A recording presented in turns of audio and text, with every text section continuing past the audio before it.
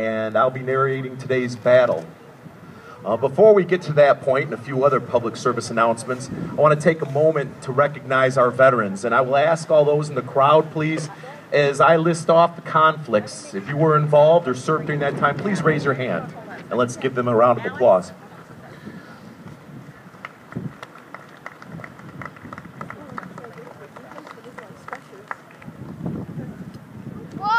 World War II.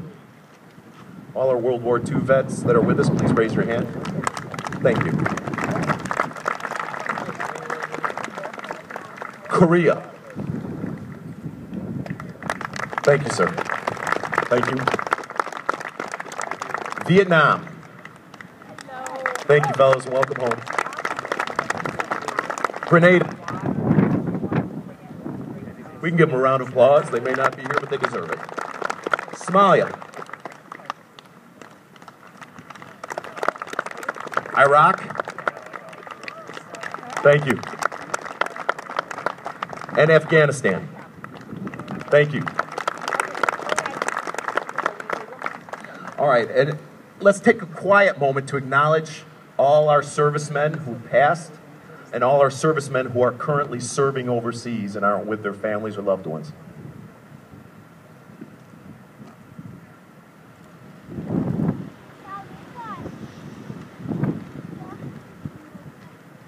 Our thoughts are with them. All right, as I said, we are the HRS. We are a group of private collectors.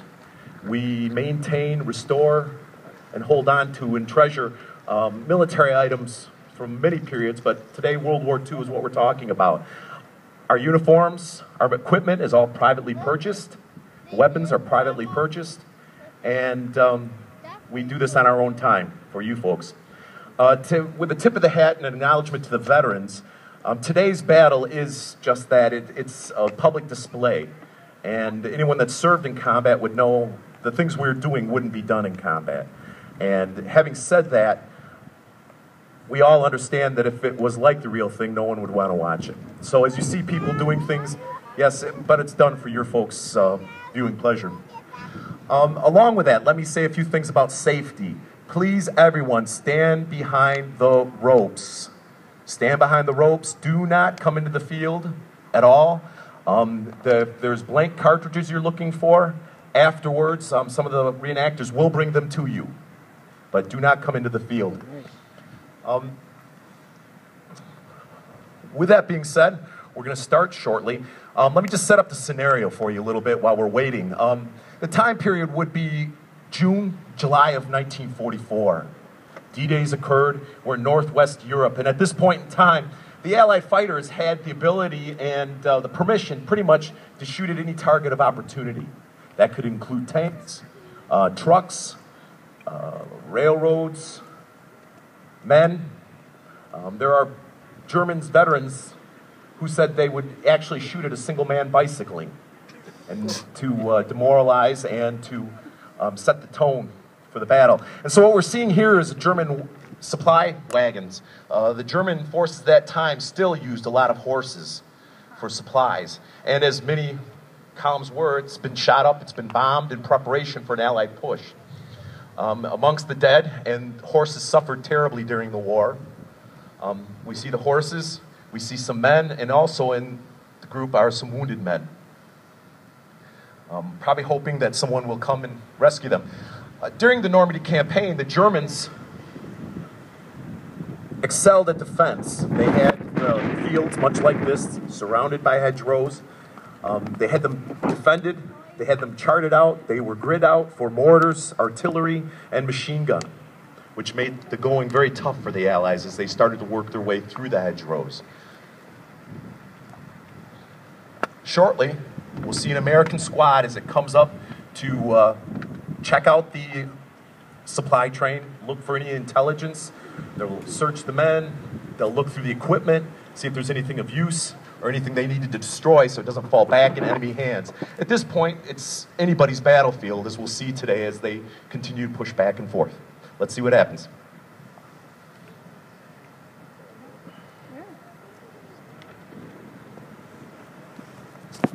Assessing the situation, the American officer or NCO in charge, is probably detailing to his men what's going to happen, who's going to do what. American squads at the time had a scout or a point man. Sometimes a volunteer, sometimes they were appointed. And they usually would be the men to be out front, the eyes and ears, and usually the first man to be shot at. German squads at the time had their most senior, their NCO, led the men into the field, figuring that he'd be the most experienced at combat and would be able to give the best directions.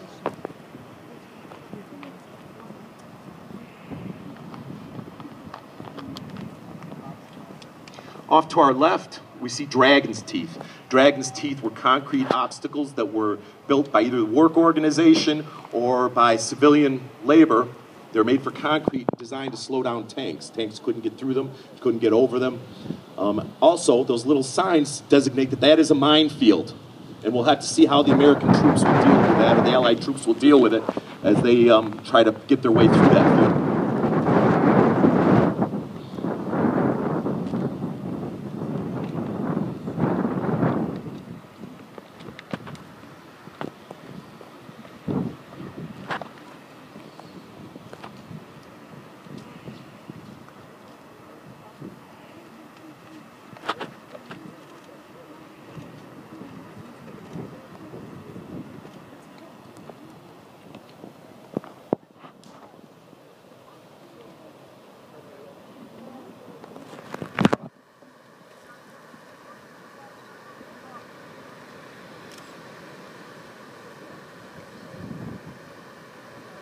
You'll see as the squad is about to start deploying that they will be on defense. They'll be looking for enemy machine guns or enemy troops. They'll move cautiously. They're not going to bunch up in order to save lives should they come under attack.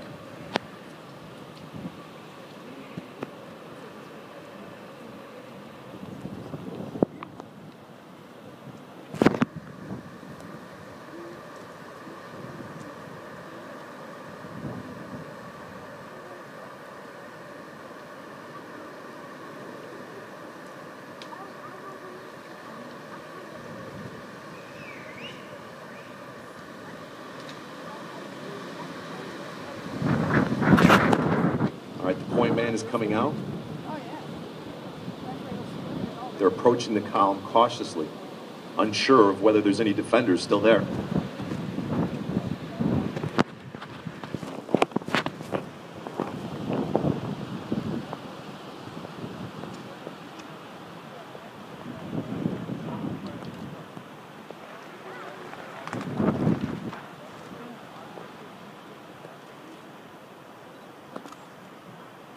And once these men are sure that the area is cleared, they'll wave the rest of the squad in.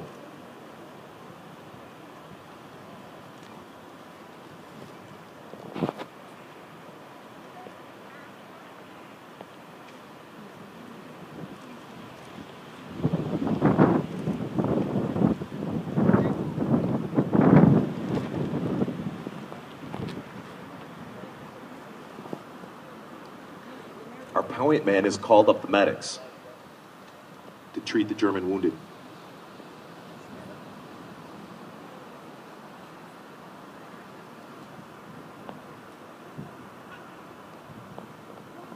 The rest of the squad deploys.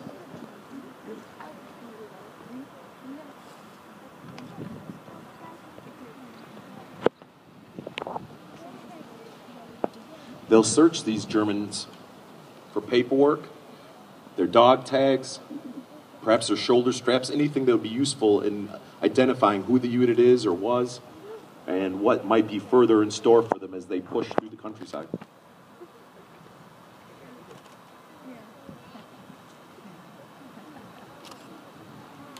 The rest of the squad will most likely set up a defensive perimeter should there be a counterattack.